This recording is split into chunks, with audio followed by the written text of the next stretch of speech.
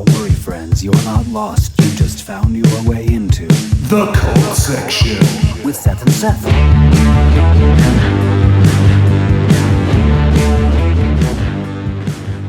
Hey everyone, and welcome to The Cult Section with Seth and Seth and Sonic, Welcome back, Sonic. Thanks. who's back. Welcome back. Thanks. We're back again. Guess who's back? Someone makes me. And Sonic's back. Sorry, that was, sometimes you set them up and sometimes you just, it's gutter ball.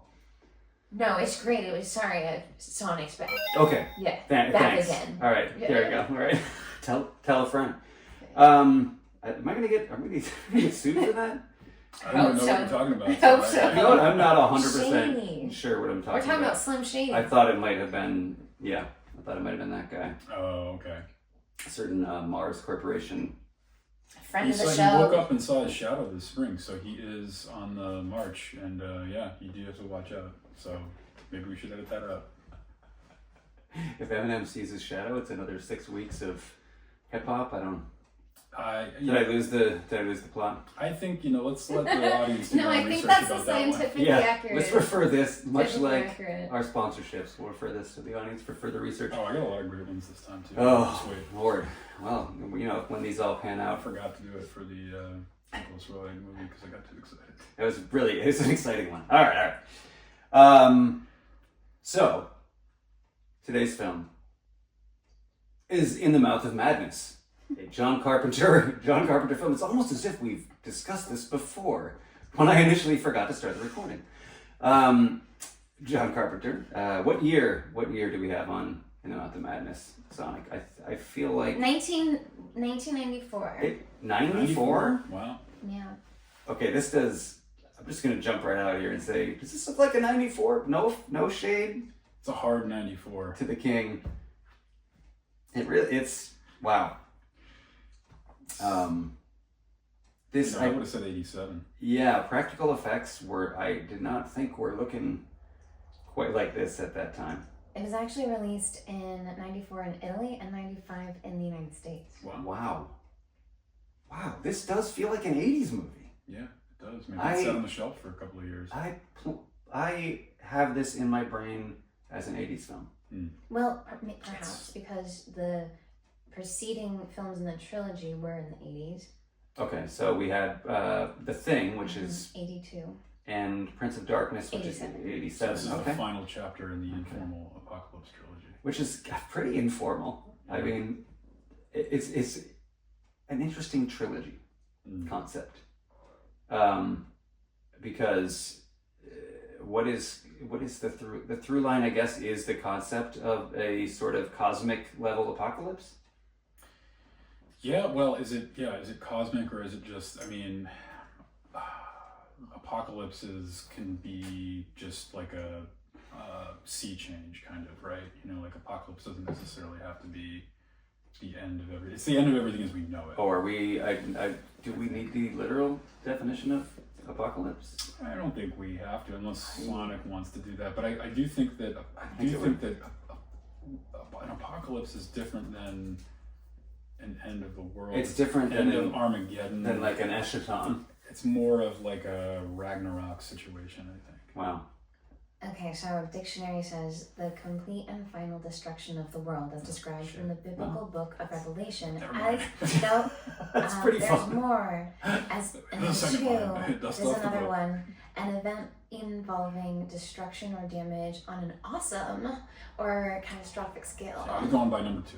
Yeah, and it's it is awesome. pretty awesome. I mean, all three are very awesome. So maybe it's how awesome. Read between they the are. lines. It's like somewhere between the absolute end of the world and like just an awesome event. That's right.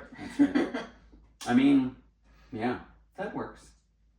That kind of does. I mean, I thought of it as a sort of a trilogy of cosmic horror because In the Mouth of Madness is very openly based on the work of H.P. Lovecraft.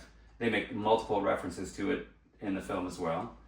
Probably one of the more successful Lovecraft interpretations. There is are you aware of any of the others? Isn't Reanimator sort of a H.P. Lovecraft? Reanimator is, it's always felt like a little bit of a stretch Yeah, and I think the focus of the film is much more on look what we can do with practical gore effects than really any plot line. It's really like a masterclass in gross body horror. Isn't there a Del Toro movie that's sort of an H.P. Lovecraft? Perhaps. Yeah. There is The Color Out of Space starring Saint Nick, Nicolas Cage. That's pretty on the nose, right? It is. It's not well loved. Mm-hmm. It was pretty reviled. I thought it could have been worse. It's hard to depict things that are described as being beyond the imaginings of man. Yeah. I'm sorry. Nope, hit it. What That's an interesting question, Seth, because it says that I guess Guillermo del Toro is a longtime fan of H.P. Lovecraft, and his most significant connection to the author is the unmade film adaptation of Mountains of Madness. Yeah. That's what it is. Okay. Is that related to this? It is actually. But the interesting thing about the Mountains of Madness is it takes place in the Arctic or the Antarctic, wherever the thing is set. It's the Antarctic, yeah. So in a way, now that's interesting. I think saying that the thing equals Mountains of Madness would be a massive stretch. But thinking about it that way, it's like, oh, okay, so maybe there is a sort of through line there. Well, Lovecraft seeded all these ideas, and that's part of the whole sort of like extended, Cthulhu mythos that so many fantasy and horror and sci-fi borrow from, and just the fact that there's some sort of old one buried in the great ice old underneath Antarctica. The thing sort of plays with that a little bit, Though tragically, I do think most of Lovecraft's stuff is essentially the fears of a racist shut-in, because he did spend most of his life essentially shut into an apartment, terrified of, others. Just to put it broadly. Well, trauma does create creativity. It does lead to creativity. Broken clock, I think 289. Oh wow! Yeah. But I think that was always another. I mean, if you've read Lovecraft, it's so descriptive that it's normally like it's when you're a shooting script of a film would be like 1 minute per page typically. But if you apply that to Lovecraft, then you have a film that would be like 75 minutes of describing like weird rocks in a cavern and how they're like cyclopean and like odd angles, and the geometry was just like a lot of that. And then a line where a guy thinks and then a scene where a guy thinks to himself, and then a thing where a guy reads something. We'd be looking at like a Koyaanisqatsi / like Neil Breen kind of situation if you really want to do Lovecraft justice. We should really get that guy, to think about picking up some just extreme close-ups on Yeah. things for like an hour and a half. Yeah, just for the gravitas of it all, you know? That's a really good point. That's a really good point. You should think about remaking this film. Yeah, man, it's hard to, I guess, okay, let's try and front load with a really, this is a kind of tough one, but we'll try and do a little synopsis. Go for it. So, okay, I have probably seen this more than any reasonable human being should have watched this movie, but, okay, so we have John Trent, played by Sam Neill. Now this isn't, okay, now I'm going to interrupt myself and say, I had previously, when I was talking to Sonic, said, well, this actually came out after Jurassic Park, or before Jurassic Park. Did this come out before or after Jurassic Park? Because even though I have read extensively about this, my brain keeps wanting to put it in the 80s. It just keeps wanting to put it in the 80s, so I may have been off on that too. I don't know if he was already known from that. He had certainly done other work. It was 93. Jurassic Park was 93. Wow. So just right before. I mean, he goes way back to Possession, and he's been around for a long time. But okay, so that's interesting. It's an interesting move with this film from Jurassic Park. And then from this, he went to the TV movie miniseries Merlin. Don't forget about Don't forget about Event Horizon. Oh. Almost the same. One. That's kind of Lovecraftian, right? It's this movie in space. Yeah, no, it's a little Lovecraftian. But okay, so that's as far as I got into my reciting the plot, was just to mention the first character's name and then go into a tangent. So I'll try. That's Sam Neill. John Trent, played by Sam Neill. He's an insurance investigator. He's a hard-boiled, private dick. He Carpenter or I think the author Michael DeLuca based, maybe the two of them in concert based this character on, you know, like your Philip Marlowe's, your Sam Spades, you know what I mean? Like he was supposed to be that. It's supposed to be sort of a noir tone, and I think in the beginning we do see some of that with him grilling the a philanderer, a guy who is you know, an insurance cheat. I mean, this is his whole business. So some other things happen. He is engaged by a publishing company to, now this is the part I'm a little weird about. Do they have like a policy out on Sutter Cane? Is that what's happening? I think that they want to locate Sutter Cane because I don't know that it's a policy on him. That is a really good question. This is the weird thing. And as I was watching it again this time, I'm like, why are they hiring an insurance investigator? Maybe he's sort of track down this author. Yeah, no, that's a really good question actually. There's probably, I think there is some line that he could be sort of like cross. You know, they're like, it's maybe just his reputation as an investigator in general. They bring him on, not necessarily for insurance. And they do go way out of their way to build that up very intentionally. Yeah. With his, they're like, hey, let's have a scene where he's talking to his boss, and his boss is like, you're amazing. You do such a great job. Nobody's as good as you. And he's like, that's right. He's definitely trying to do a Humphrey Bogart, like wisecracking, you know, nihilist sort of detective, and he actually does a not a bad job of it. It's we'll get into the tone in a minute. So anyway, he's helping Charlton Heston. No way. That was Charlton Heston. I didn't realize that. The head of the publishing company was Charlton Heston. Take your hands off my book, you damn dirty ape. I don't know, something. Sonic's got something to throw in here. Oh, just that before the release of the novel, I guess Sutter Cane went missing as part of a publicity stunt. So to give the stunt plausibility, that's why they hired the insurance claim. Are you giving us the AI overview? I don't know, it says Sutter Cane Villains Wiki. Oh, okay. All right. Because that's interesting that it's put that way. The publishing company filed an insurance claim and sent investigator John Trent to find him. So they did file an insurance claim. Okay. Thank you. All right. Sonic. But he already delivered the manuscript to them, right? I mean, they already... Well, no, he didn't. That's not... Okay, that's not... All right. Yeah, we're jumping I ahead. mean, I guess at this point, hopefully you've watched the film. Maybe you haven't. I mean, unfortunately, our producer didn't get a chance to. We were so close. We got a few minutes in. This is a podcast where we just... Like, what was it that happened in this movie? You know, one does one's best. Maybe we should change the... I'm learning about the movie through listening to you talk. It's great. No, yeah, so if this is story time. Seth's story time.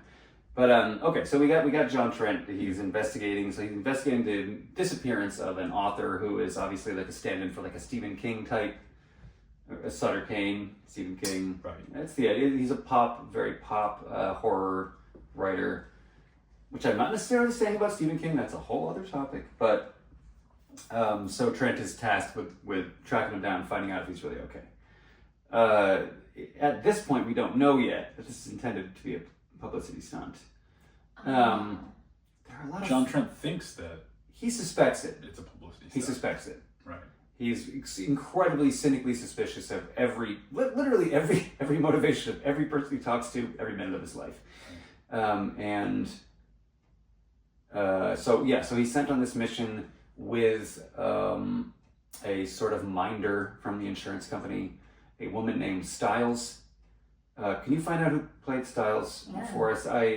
She has not been in a lot of other films, and certainly, I don't know how you feel about this, embodies a really different acting style than Sam Neill. Which I don't know if it is a strength. Is it Julie Carmen? No. Is it? I think it is. That Julie Carmen? Is it Julie Carmen? Yeah. As Stiles? I think it is, yeah. Maybe it is. What else? It says, so the character name says Linda Stiles? Yes, yeah. Okay. Yeah. Yeah, he also does a weird last name buddy reference thing to her the whole film. Yeah, they don't have I feel like there's some like forced chemistry there. There was zero. I mean, there's none, right? I mean, sparks aren't exactly flying. It's like when you're watching like Bogart and Bacall, there is like irresistible, like there's chemistry that you can't deny. It's like clearly there. This is like, it's like Carpenter was like, we put a man and a woman in the shot, and you know it's just gonna. And I don't know. It's like his rebuffs are too legit. You know. She at times he has one mock flirtation with her outside of the elevator where he's just kind of being a creep a little bit. Yeah. And then the entire rest of the film he's just rebuffing her advances. It's an interesting dynamic, but not really. Like you'd think it's a noir, so you'd think, well, she's like the femme fatale, and I guess not really. Yeah, and I think we'll probably get back to this, I guess, when we talk about like the overall impact and structure. But I think that. Yeah, there's maybe a bit of like a trying to do too much kind of situation going on in parts of this movie, and I think the middle, in particular, where she is, kind of like the focus sort of the movie when they're in Hobbs End. Spoiler. It feels that's the part where it really slows down. It really kind of drags for a little while to me. There's like a kind of a mushy middle of this movie, which I mean, Sam Neill himself keeps getting dragged back into the town, even though he's trying to leave. And I don't know. I think. I know. The viewer experiences that in a certain way. As well. I feel like the pacing and is a little bit off, and I think it has to do with not really understanding or buying that relationship. I did feel like that's a huge problem. And I love this film, but it's a horror film that's not really scary. It has some jump scares. It has some moments that are successfully creepy and gross.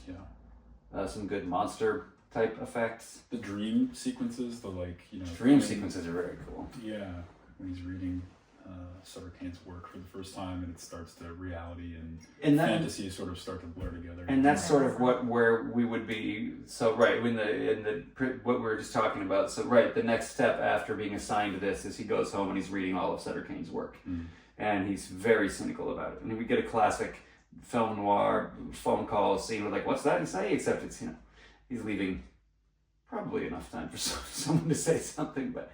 He's just is he talking to his is it his employer or previous employer, the guy he's working with in the beginning? I think it is. It wasn't super clear if that was like his. I feel like he's an independent contractor, but this is the guy that he just worked for. Anyway, he's talking to someone, presumably this guy, about Cane's work. It's it's actually not bad. It's doing something. I don't know if it's this weird thing about it. So it's a good one-sided phone call. It's which are just always a delight. You gotta love those. Any film. Gotta love those. There's a weird moment here. I'm wondering what you think about. So when he's reading the books, his pen blows up as he's trying to take notes or something. Then he does this, and he has now essentially given himself, like baseball catcher sunblock with the pen. Dark circles under his eyes. What are we doing with that? That's a really deliberate choice that I've never really understood what that's about. Is it to sort of punctuate like, man, he's been doing this a long time, we're gonna insinuate dark circles? Yeah, I don't quite know. I don't have a theory on that. Or is this a flash forward? Is this foreshadowing to I don't know if we can really call these spoilers because we're talking about the whole movie, but in the end when he is covered in crayon. Could be. It's a weird. I've always wondered about that strange shot that doesn't seem to be in there for any reason. It ends with him covered in crayon.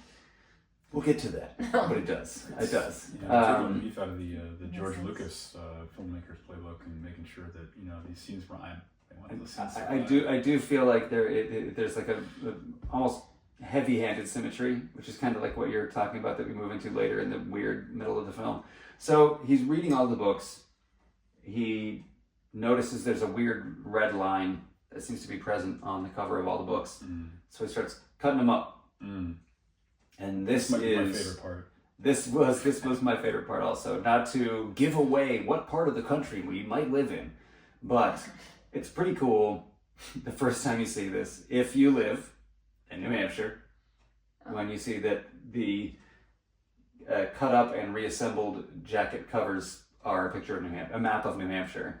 Huh. With that's a pretty weird moment, especially for a film that's like trying to do like a thing within a thing, because for those of us from this part of the country, it's like, wait, wait, am I in the thing? There's a town marked on this map called Hobbs End. I'm not really sure how we located that. Yeah, it looked like it's sort of in the Upper Valley or Lakes region, maybe. Yeah, which is where obviously they grow just endless fields of wheat and corn, as we see when we're heading up there. But that's another thing. So he goes to it's him and Styles are on a road trip to Hobbs End, New Hampshire. Not a real town. As we find out later, it will never be a real town.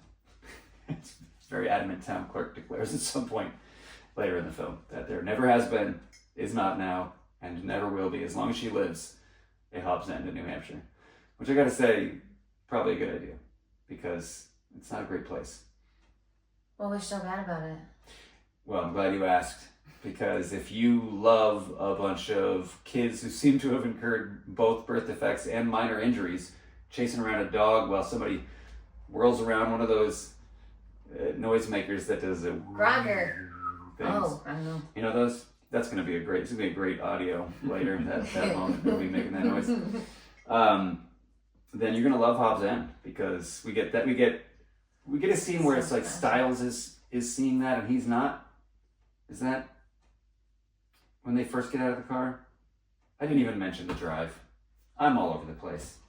The drive is pretty interesting. Why don't you tell us about the drive? Stuff in the drive. What is the drive?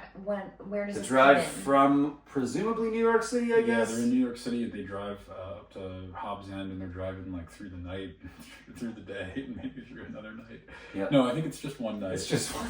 But yeah, it's a long drive to Hobbs End. Is. I mean, it looks like they get a pretty early start, so it's a little unrealistic. But yeah, time seems to be passing in sort of a strange way. The rules of time seem to be getting stretched a little bit, and they're not quite sure where they are. They get lost. They know that they're in New England, or they know that they're in New Hampshire, but they're not quite sure how close they are to Hobbs End. Sam Neill at some point falls asleep, and Styles has to take the wheel. Yeah. And then she's sort of seeing this young man ride by on a bike on a very dark highway with kind of just the yellow lines illuminated. With the playing cards and the spokes. And she's like, oh, that's weird that this guy's riding a bike, this young man's riding a bike in the middle of the night. And as she drives on...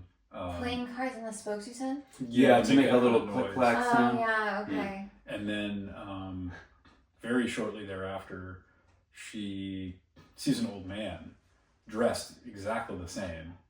He's wearing like a denim jacket and just like a crazy fright wig, like Albert Einstein, like white wig, big, bush of white hair. Really weird choice. Yeah, and like, almost like corpse paint, like makeup. Yeah. Just like a decrepit old man. Yeah. Riding the same bike, presumably. Yeah. Wearing the same clothes, and it's like moments later, so she's very confused with what's going on. I love that. That's amazing. Yeah, no, it's a good. And then she hits. As Sam Neill is waking up, I think she runs into this guy on the bike. Mm-hmm. And they run up, and it's the old man, and he has the voice of a child. And he says, he won't let me out. I can't get out. Oh my and that is one of the few actual creepy moments, just because even though it's not a great Halloween mask look almost on the old man, but it is so jarring, the voice with that look, that it is like pretty creepy. It's very David Lynch. Awesome. And this is I have another sequence question for you. Lost Highway. When did that come out in relation to this film? Because I think Lost Highway was later. But you do? I that's my guess, but it's... Their visual reference is identical. 97, yeah. Okay, that's interesting. Because I don't think of Lynch as somebody who's influenced by a lot of other filmmakers. Probably, least of all, I would think John Carpenter. But that kind of dark highway, just seeing the yellow lines thing. I mean, I don't know where the first appearance of that sort of thing was, but I don't think that originates in. But the way that it falls away to only the yellow line and then nothing. Can I clarify what you mean by that? Is like the road's gone, it's just yellow lines. It's so dark. It's just really dark. You can sort of see the edges of the road, but it's mostly you're just, their main visual reference for, locating yourself in relation to the road is just basically all you're seeing is a yellow line. Yeah. The landscape is very indistinct. And then there's a moment where the yellow line falls away as well. It's interesting that Stiles doesn't hit the brakes. He's just like, that's weird. I can't see anything in any direction, huh? I guess I'll just roll the window down and look out the door. That feels like a dream. And then there's lightning and there's sky below the car. Right. And she freaks out, and then we've hit the boards of a covered bridge, and it's daytime again, and we're in New Hampshire. Mm-hmm. John Trent wakes up. There's some sassy little interchange. Not in any way flirtatious or romantic, but just a sassy little interchange. Yeah. And then we're just exploring the town. So they're platonic. What's their relationship to each other again? So he's an insurance investigator, and she's a editor at the publisher that publishes Sutter Cane. Yes. So they're both trying to find the same person? Yes, Sutter Cane, the author who has disappeared. Okay, thank you. Even though he's supposed to fulfill a contract and he is not to be found. Huh. So that's what's going on. And again, John Trent suspects a publicity stunt, and the town is weird. We have J.D. Salinger walking around. J.D. Salinger. Because he lived in Cornish, New Hampshire. Yeah, that's amazing. Well, this is funny because first, apparently between New York City and Hobbs End, New Hampshire, is again a lot of prairie, a lot of just prairie land. They drive through the great Midwest, which was, I guess, shot in Toronto, I think, or maybe I think a lot of it was in might have been BC, Ontario, somewhere. It's somewhere. It's Canada. Yeah. Most of it's in Canada. I believe all of it's in Canada. But once they're in Hobbs End, it does look New Englandy. Mm-hmm. Kind of almost maritime New Englandy on the off season kind of vibes. Yeah, seacoast area. Yeah. Almost, yeah. Yeah, it's all Ontario. There you go. At least on my IMDb, that's all it's listed. Well, I mean, Oh, there's 13 more. Ontario, Ontario, Ontario, Ontario. All Ontario, all the time. One just says Canada.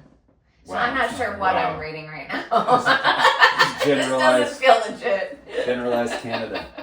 Unincorporated Canada, yeah.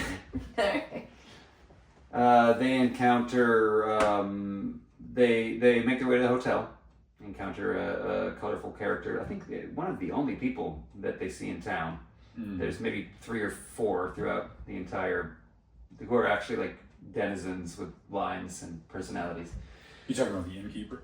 I'm talking about the innkeper. Yeah, who actually is a good metaphor. Sorry.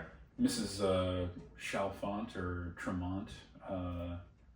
She's in Twin Peaks, and she's also Adam Sandler's grandmother in Happy Gilmore. Oh yeah, she might actually be from New Hampshire. She might be. That's crazy. Yeah, that's crazy. Can you find out who the actress is who played the innkeeper? I believe I can. That's great. Yeah, Mrs. Chalfont. She's an interesting. I mean, she's got a real look, and I'm thinking that's what keeps her in this kind of work. She definitely has a spooky, haunted look about her. Frances Bay. Frances Bay. That's her. And she was Bay. Long live Frances Bay. She's 1919 to 2011. Beautiful. Oh, she's so stunning. She's like the, film and TV grandma. Yeah, just par excellence. And we have more creative accent work in this film by Sam Neill, who's kind of doing New York, but really leaning into New Zealand occasionally. Yeah, we had to look that because he sounds kind of Australian, but yeah, he's apparently British and New Zealand. His parents were from the UK and then New Zealand. Yeah. So there's some kind of hybrid accent going on. It's odd. It's interesting. Yeah. So we meet the innkeeper. We see a painting that changes. Mm-hmm. There's some spooky stuff afoot. but nothing that, couldn't be explained away. Right. Until we find the Byzantine Black Church, which apparently Sutter Cane has written about growing like some kind of a cancer and slowly overtaking the church that was there before until it subsumes it entirely, except for the image of our Lord and Savior. Also, just a lot of some really weird choices in here to do it this way. Because again, you have what looks like a New England town Midwestern New England town with just a giant black Byzantine church in the middle of it. Yeah.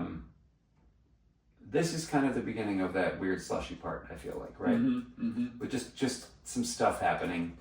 It's a little Scooby-Doo. It's a little like, we're chasing ghosts and ghouls around, various locales and getting chased, and not literally, but like that's a little bit. It's a little Scooby-Doo. It's a little like A, B, C, D kind of, Yeah. I don't know. Yeah. So we find Sutter Cane. Yep. In just an incredibly weird sequence where, for no reason at all, never comes back at any point later in the film. There's a young boy who is standing in the, I know there's a technical name for this part of a church, but I'm not sure what it's called. But the entryway is what I'm going to say. The nave is the nave? It's the vestibule? Could be the vestibule. I don't know. It's something. So he's standing in the entryway of the church. The doors open and close rapidly. The narthex. Obviously. How could I forget? I don't know how you forgot the narthex. I'm ashamed. That's a good word. First thing you learn in church school. Flail myself wearing, sackcloth and ashes at some point for that one. As one does. What a great new word. Word of the day. With narthex? Narthex. Narthex. Something else. Something else. But they'll both. We're really grateful for their sponsorship. They'll both prevent the It's so good. They'll both prevent the transmission of herpes. So, both the protection of the Lord offered by the church, and also the protection of, again, not a sponsor. Anyway, sorry to get on that. That's a great topic. But yeah, so we see Sutter Cane revealed as, so there's this kid, and there's a very strange older gentleman who I feel like I keep thinking it's the Highlander, but it wasn't. It does look a little bit like the Highlander, yeah. Always can recall this guy's name until this moment live on the podcast when I cannot remember who plays the Highlander. Who the Highlander is. Who plays the Highlander in the film Highlander? He plays the character is Connor McLeod. Okay, I can look up Connor McLeod. The name is on the tip of my. This is the best audio. People love this. When you're searching for a name. The only reason I listen to anything is to hear people try to figure out what they're trying to say. If your horse is lame or less productive, limping when they should be galloping, there is good news on the horizon for you, my friend. Thanks to me, Dr. Francis Crunk, and my specialized devilry perception tonic. Your woes are at an end. Just remember what I always say. That horse isn't possessed. It's got the devilry. Available now in an apothecary near you. Christopher Lambert? Am I on the right track? That's him. Yeah, it's Christopher Lambert. Yeah. Christopher Lambert. Yeah. What about him? How did I get to him? I'm really... Christopher Lambert-esque. Yeah, that's okay. Really making this worth it is the fact that the person we're talking about is not Christopher Lambert. Good. Now we know. I love it. That was so fun. This is a beautiful tangent. So anyway, we'll just jump around that whole part and say this guy seems to be looking for his kid. It's like, oh, the kid's in the church. Wait, it's actually Sutter Cane. Again, this never really... It's touched on as almost an afterthought later, but this kid has no role to play in this film at all. It's not a young Sutter Cane. It's just a kid in a church, and then it's Sutter Cane. And he makes some kind of declaration. Looks like they shot this for the teaser. You know what I mean? It's for sure. Yeah. Strangely placed scene. And then we're just back out. We're running away. They release the hounds. They do release the hounds. As in, like, they break the fourth wall and go, it looks like they shot this for the teaser? That would be amazing. There is some fourth wall breaking. There is. But not yet. Oh, okay. No, when it comes, wow. It's almost fifth wall breaking. I don't even know what that would be, but... That's tearing the roof off the sucker. Exactly. Ozma enters in through the mirror. She does. Oh. She does. That's exactly what she does. Yeah. I just realized I have failed to close the podcast studio door for the third 3 out of 3 episodes. But Sonic's going to save the day to make up for my failures, which is a beautiful thing, and I deeply appreciate it. Thank you so much. Truly No, my it's bad. silly because you call me producer. I should have thought to close a door. That's all right. That's all right. That's okay. You know, it takes all kinds of shapes. Takes a village. So I think now I'm just belaboring this plot summary. Truly, I'm loving deep the into plot it. summary so much. But it's not a bad way to touch on things. It's like I I'm watching a movie. So yeah, we're into some cosmic horror stuff here. We start to get the vibe that this town, there's something wrong in this town. It seems as though people are, John thinks everyone's playing a role, but it starts to get weirder. He's so skeptical. He's so convinced of this, insurance fraud theory. It's all he can see. Yeah. And it's just, it's not that. I mean, it's almost like a comedy of errors. Yeah. At that point, like it's farcical because he's deluding himself. There are elements of comedy in this as well, which is one of the strangest things about this movie. Yeah. There are a lot of them. I mean, honestly, right in the very opening of the film, we have, and you did see this. There is a comic moment in the very opening of the film when our hero is, again, this is a film that wraps around like a bit of a Mobius strip. And so we have our hero being checked into a mental institution, very old school, giant institution, Arkham Asylum, one might guess. And as he's being committed, they start to play some music for all of the inmates, and it is We've Only Just Begun by the Carpenters. And our hero collapses to the ground and says, "Not the Carpenters too." Yeah. We have these funny moments that are just peppered throughout the whole. It's a very Everyone was singing it too. In different crazed tones. Yeah. It's a bit of a comic book. Yeah, pulpy. It's very, very much a comic book as far as just the zaniness. A lot of zaniness. Which I think is maybe the problem with creating a sense of dread. It undercuts itself a little bit. It does. It is too many things. You can have it all. There are ways I think to have it all, but I think it's not quite finessing it in the way that it maybe needs. Quick question: is John Carpenter better off dead? Or is that different? Oh, okay. No, that's John Cusack, the star of Better Off Dead. Yeah. John Carpenter directed the other films in the Apocalypse Trilogy, The Thing and Prince of Darkness. Oh, okay. Also, Assault on Precinct 13, I think, was his first film. He Halloween. I mean, a lot of classics. Vampires. Did he make Halloween? Yeah, that was John Carpenter, right? I don't know. I think he did. I'm losing cred by the moment here. I do feel like, was he the first Halloween? Man. Directed and scored. Yeah. Okay. Scored too. Oh, of course. What am I thinking? Of course. Because, and that actually, of course. Because he is a noted composer, like everything he's made, he has created the soundtrack for. Awesome. And in this Great synth player. Yeah. And honestly, the song "In the Mouth of Madness" has one of the most ripping guitar riffs present in any film soundtrack. I mean, it's a very memorable tune to me. That little riff with a lot of synth going on. So yeah, we have that pretty heavily peppered throughout. There's a lot of big synth moments in this film. But Carpenter was a pretty noted, Big Trouble in Little China. Oh, hell yeah. So mostly horror films, but they all have, and this is the thing, when you talk about elevated horror versus not, as Carpenter's films did all address things. They were addressing like this film, pretty heavily into the sort of, what may be perceived as like the moral decline or just the sort of collapse of empathy in society. There's some interesting notes on that, I feel. Well, I think there's a bit on like media literacy, like, Mm-hmm. but also, you know, kind of a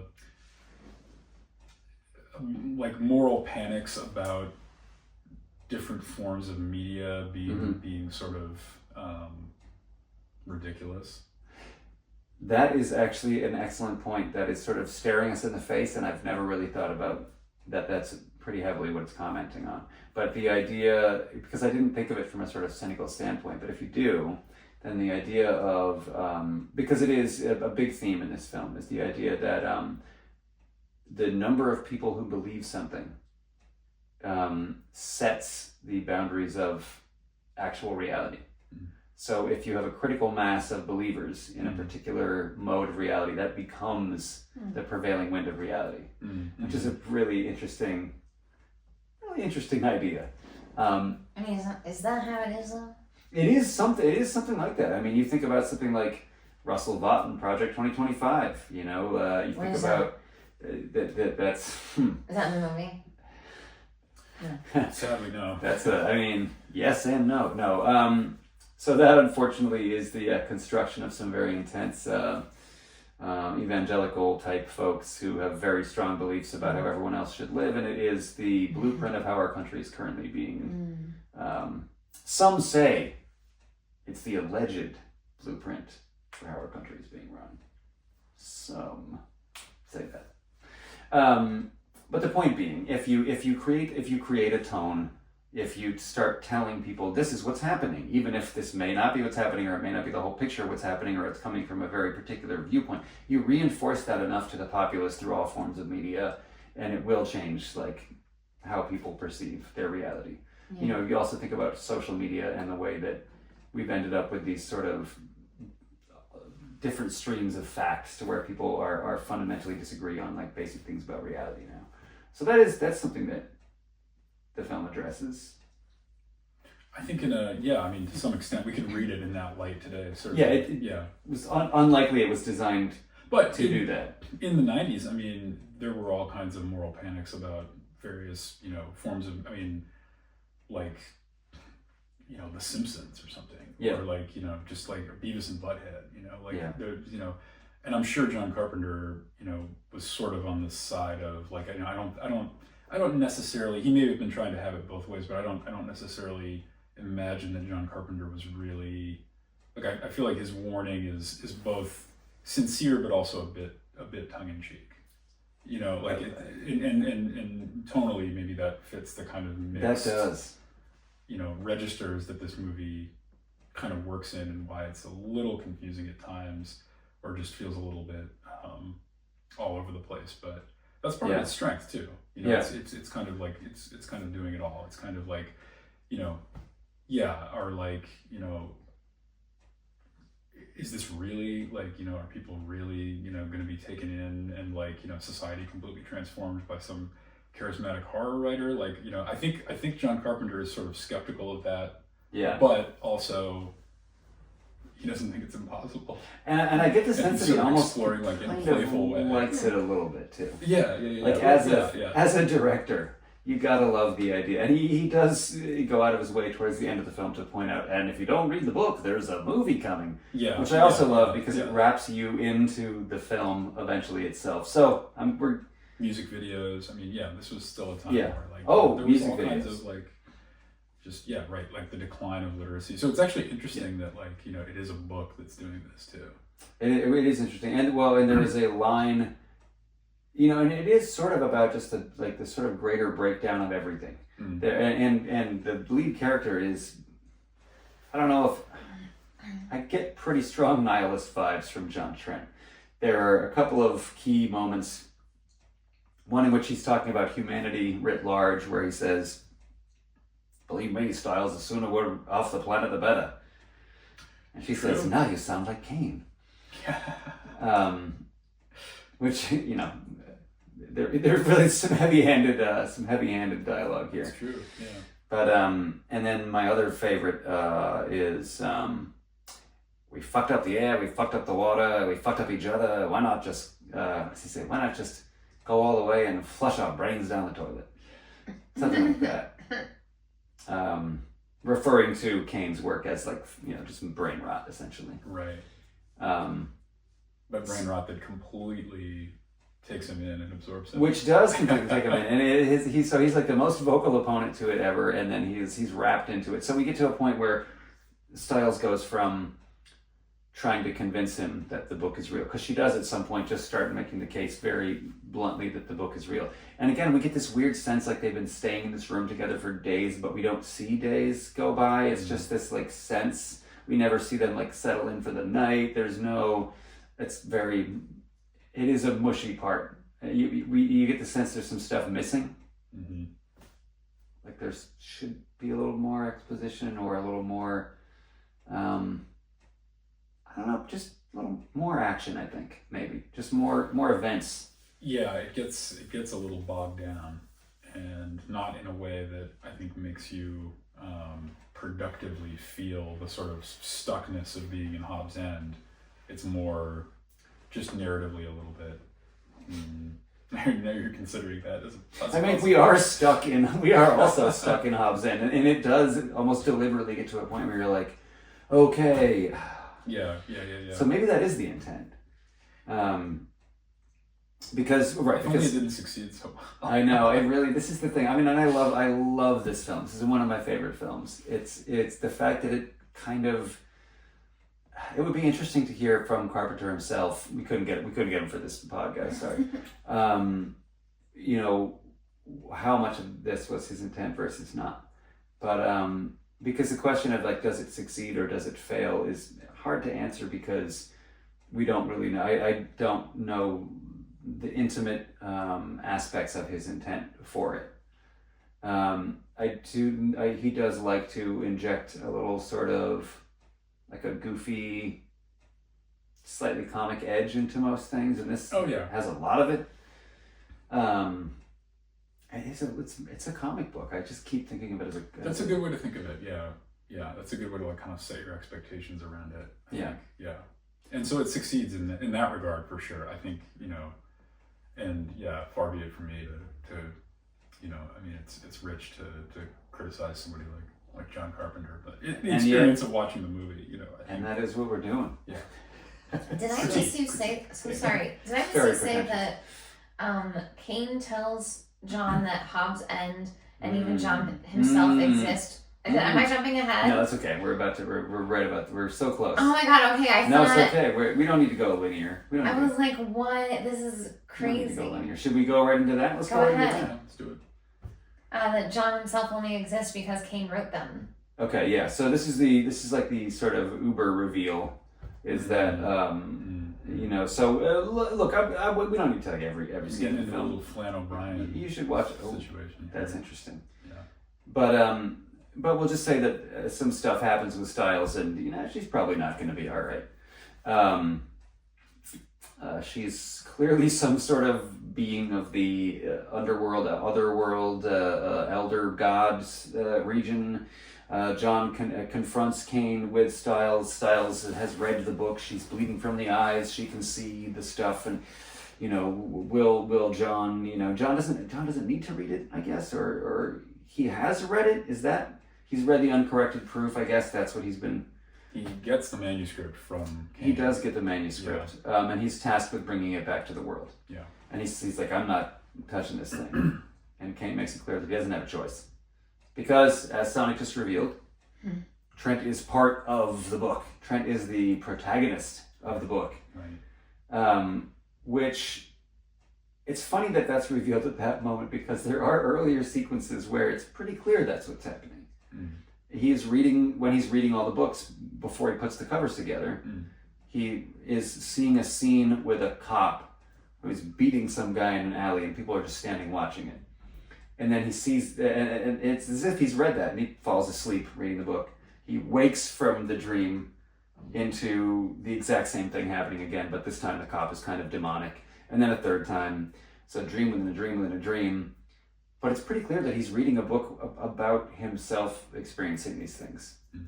So anyway, you're right. That is exactly what happens. Cain does say, hey, I wrote you. This is what you're going to do. And this is where I think we're really supposed to feel the cosmic horror.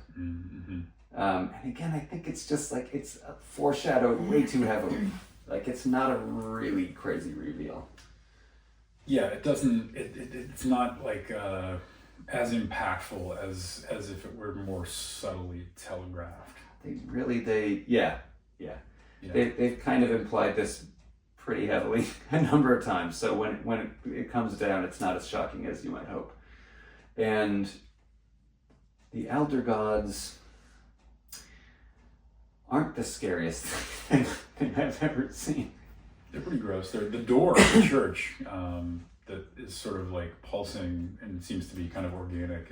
That's gross. That's effective. I like the slimy church door. Yeah. That's breathing. The build up is better than the ultimate reveal. Yeah. Now and there. You got Jürgen Prochnow, as Sutter Cane. Gotta talk about that. So Sutter Cane is played by Jürgen Prochnow, the captain of Das Boot. Yeah. It's an interesting choice. He was in Dune as well, 1984 Dune, David Lynch Dune.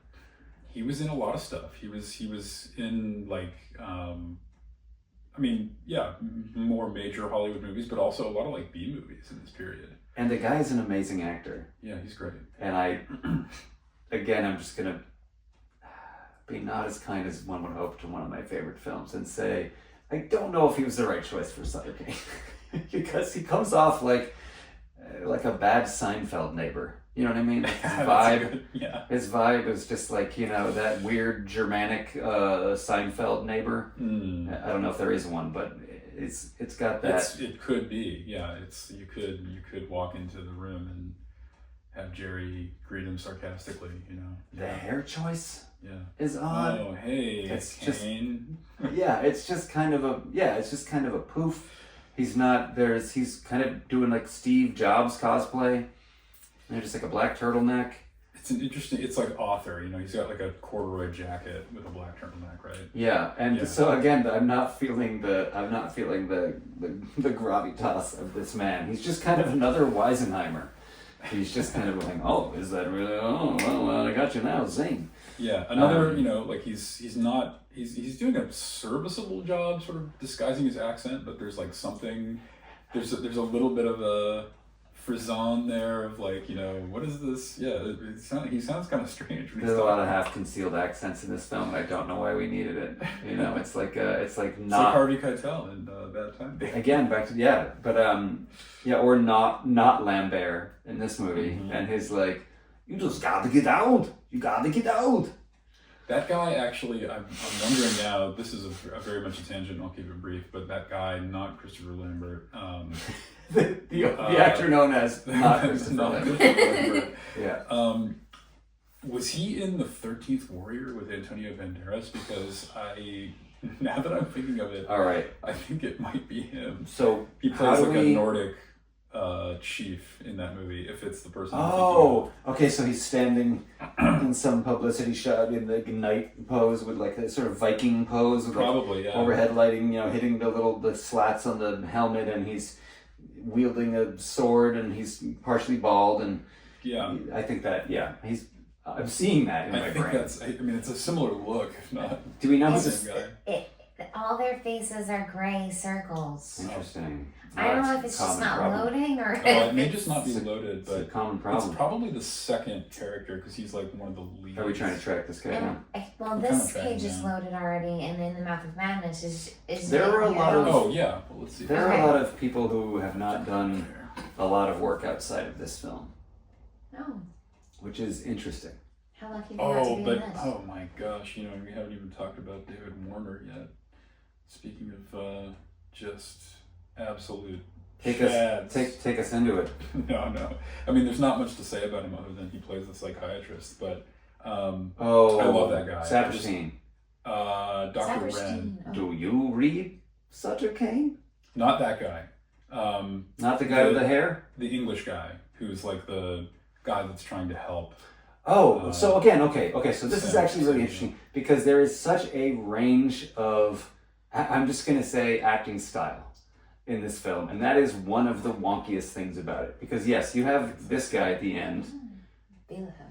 Who was this British actor at the end? David Warner. Okay, David Warner, who is clearly like on another tier from a lot of the sort of campy, because there's a lot of campy performance in this film. And what makes it strange is you have people like Warner, you have people like Charlton Heston, who are just doing like the most straight delivery of their characters, as if they don't realize that they're in this film that is so weird. And I think the other thing is that Jürgen Prochnow is like too on board. He's like goofy, Carnival Barker vibes. It's very strange. David Warner plays the devil in Time Bandits. That's David Warner's big moment. Wow. Yeah. Man, this is a really interesting cast. Mm-hmm. It Interesting is. cast. Yeah. And Sam Neill's boss too in the first investigation. I forget his name, but he's in a ton of stuff. The guy he's having breakfast with when Kane's agent smashes through the window with an axe. He's great. And goat eyes, because we should mention that an apparent side effect, not always, but sometimes, Bernie Casey. People consuming Kane's work is developing goat eye. Or some kind of the guy, double eyes that we've seen a few times. Yeah. So we wrap all the way back around. Trent is trying to get back out of the town. He encounters not Lambert again, who tells him a horror story about his son and then blows his own head off, which at this point Trent's like, what? That's probably not a setup. And that seems to be the clincher for him to understand that this is really happening. This is in fact real. We have another very weird visual choice as he's making his way back to the world, where he's on a bus. Trent is on a bus, and he's still trying to resist that Kane is controlling his every move through life. And he falls asleep, and in his dream, Kane is on the bus with him and says, "Did I ever tell you my favorite color is blue?" And he wakes up, and everything's blue. Now, the weirdest thing about this is, to me, this is like just heavy blue filter. I'm like, oh, it's like Twilight time. Mm-hmm. It doesn't look... I didn't get the sense that everything's dyed blue, but the feeling Trent is like, this is like, for some reason, this is the scariest thing that he's seen. Not like having to drive through a crowd of monstrous people, not, Styles doing the crab walk with her head craned all the way around with the weirdest like neck poking out looking. That stuff wasn't terrifying, but everything being blue when he wakes up on the bus, the scariest part of the movie too. So to him, you said dyed blue or just like randomly it's just blue? Very blue. Everything's just very blue. From his perception, everything's blue. And he howls in cosmic dread. Wow, yeah. And then returns to the world to enact the sins that were done upon him. I would be miserable. You don't like the color blue? Well, no, I love all colors. That's the issue. Wow. Just the one would be too hard. Hard to pick just one. Be way too hard. I'm too spoiled. They got them all right now. Yeah. As far as I know.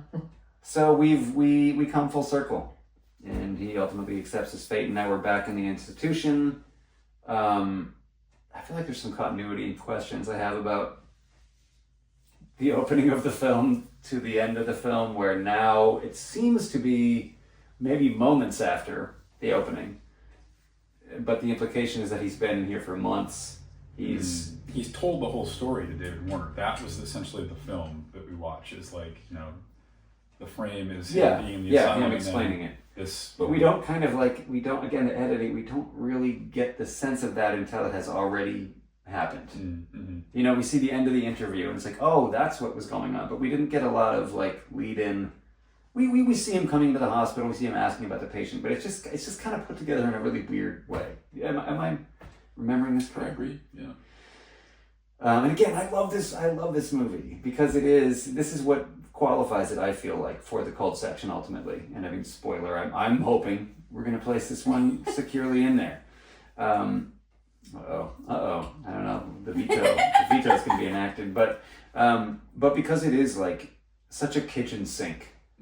And what a weird approach to a notoriously difficult to interpret author to say, well, what if we just do all of the things to this, as opposed to, I don't know, like picking visual style or picking like, interpreting some method of interpreting the idea of a character reading a lot of things. Because most Lovecraft books are about a guy reading books. But but this is a weird take. This is, let's throw it all in there. Let's make this a very campy cartoon of a film. Mm-hmm. And I do love it for that. But it does ultimately fail to be scary, I feel. How do you feel about the fear factor of this? I think the scariest part is the dream within a dream within a dream cop in the alley sequence. Which is front-loaded. It's front-loaded, yeah. Yeah, it's like... And coming into Hobbs End is a little creepy. It is. But yeah, I think if you go in with... I mean, maybe that's also why it does deserve to be a cult movie, because it's there's a lot of left turns. It's tonally hard to pin down. It really is. A cult movie doesn't necessarily have to be a movie that's like, pulled off with like panache or is like, technically, I mean, I don't think there's anything wrong with the movie technically.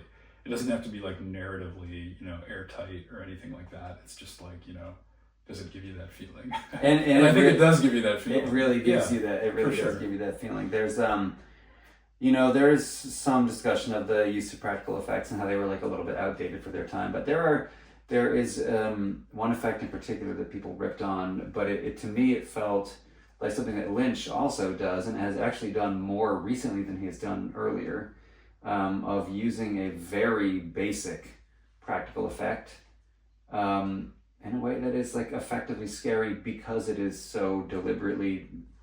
So in The Mouth of Madness, that effect is Kane peeling himself open and revealing written words behind, and there's this sort of circular ripped open paper shot that is very like it's composited. It's very clearly composited. It's like they've just layered these frames of things over the image. And so it doesn't actually look like he's, tearing himself away, but you're supposed to get the feeling that he's like, he reaches into his own face and then, oh my God, he's just a piece of paper. But it is like how shitty that effect is that it actually makes me love it so much. Because it has a very dreamlike quality, symbolic quality. And Lynch does this stuff as well where like in the third season of Twin Peaks, I don't know if you've seen that one. Oh yeah. And the Return. The arm is a very terrifying shot of what looks like it's kind of found art. It's like looks like a big chunk of like rubber cement stuck to a branch. Yeah. It looks like salvaged art. It looks like Noah Purifoy or something. Yeah, like kind of like junk composite. Or the Magritte-esque like floating spheres above people's heads, which is just put in there in this. So anyway, there are some elements of that are kind of artistically cool in this movie. Yeah, for sure. And it does tell us a story that is complete. It is a very roundabout cycle, but I do think it's got one of the best endings of maybe anything. It's a very satisfying. The world is falling apart. People are just killing each other everywhere. We're hearing the best way to handle late stage exposition. A lot of news broadcasts, a lot of talk radio. I feel like Carpenter likes to, I could be wrong, but I feel like Carpenter likes to do this. To have like background, the exposition happen through like a background radio program. And so we're hearing, wow, we've lost touch with Los Angeles, New York, like we don't even, the whole world's probably done. He stumbles into a movie theater. What's playing? In the Mouth of Madness, starring John Trent. Except, if you look at the poster of this film that he's going into, it isn't John Trent. It's Sam Neill. And it's produced by who it's produced by. It's directed by John Carpenter. It's the poster for the film. And I do love that. And so he's sitting there and he's watching moments from the film, and he just starts to laugh. And then he starts to kind of laugh, cry. And then we close. And the riff comes back. Oh my God, that's beautiful. I can't wait to see that. It's great. I know, thank you. I'm hoping that will inspire others who don't mind having every moment of the plot spoiled for them to also see this. Don't listen to this part. Yeah. Rewind at this part. Yeah, rewind and don't have listened to most of this, and you'll be good. Go back, watch the movie, and then you're gonna want to check this out.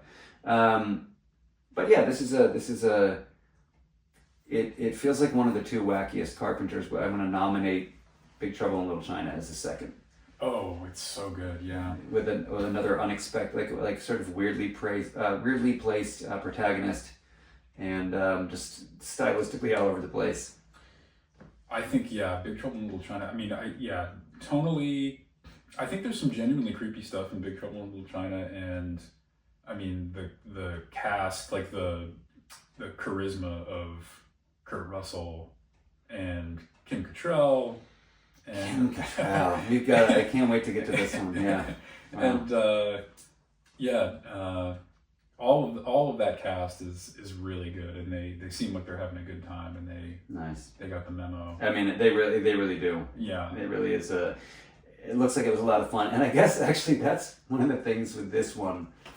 I don't know that I get the sense that everyone on In the Mouth of Madness was loving the ride. Really interesting casting choices, as we mentioned, like a lot of kind of just really like murderer's row of like good character actors are in this. Yeah, definitely. That's true. But yeah, it doesn't always click. It doesn't always gel. It doesn't, and I have to say, even guys like Matt Lambert are doing a great job. Mm. I'm not sure what was asked of some of the actors. Maybe it was like a Captain Beefheart situation, and they were just recording their lines separately, being given different instructions for how to play each scene. So I mean, it's hopefully not quite that chaotic, but it does. You never know. But yeah, I'm gonna nominate this. I say we put this in there. Let's do it. And it's a great Carpenter. It's not the scariest movie. It's got some issues, but it is just a lot of fun. And I mean, I have to step. Would you advise people to watch this? Yeah, I would say it's a fun movie. I'm yawning as I'm saying this. It's very early in the morning now. It's late in the day. No, it's a really fun movie, and if you're just like in for a slightly creepy, slightly goofy, just kind of romp, Yeah. Check it out. Creepy, goofy romp. Yeah. I would say that's what it is. Yeah. That's what it is. And some really choice Sam Neill. Sam Neill's salmon it up. He's truly salmon it up. I love Sam Neill. You do. Yeah. That's what I've got for In the Mouth of Madness. I don't know how much more there is to say. Nailed it. But we'll see you again very soon. Likely wearing the same clothes when we talk about Return to Oz. That's all we've got for today. Unless you have any final thoughts? No, nothing from me. I think we said it all. All right. Sonic, having not seen the whole film, any final thoughts? Yeah, my favorite part was the first 2 minutes that I watched. That's as it should be. It's a solid 2. Yeah. Absolutely. Thank you. Well, thanks, friends, and we'll talk to you soon on The Cult Section.